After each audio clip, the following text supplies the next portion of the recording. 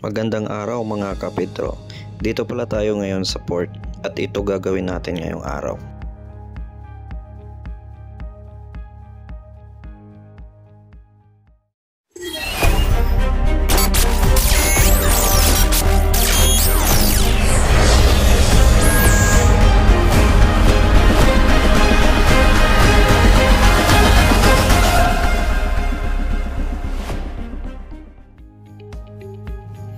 At yan na nga, tinanggal ko na pala mga kapitro.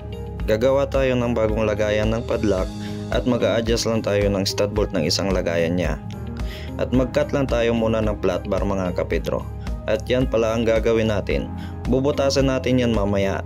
Pero uunahin ko muna tong i-adjust ang stud bolt ng isang lagayan ng padlock.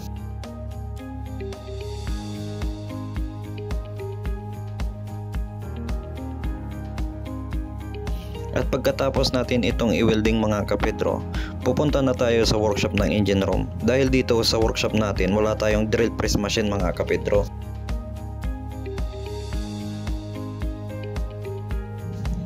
At yan, may guide na tayo sa pag-cut. Cut lang natin to, tapos hihinangin natin to mga kapitro.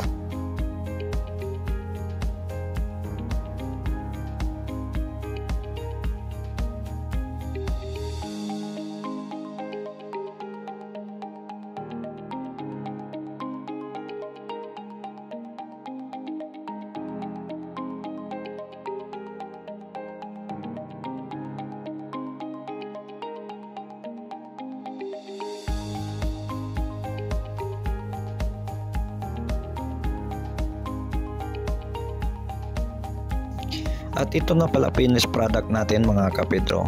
Ikabit na lang natin to at pinturahan ng primer. Salamat sa panonood. Please support naman po page ko for more videos sa mga trabaho ko. Salamat!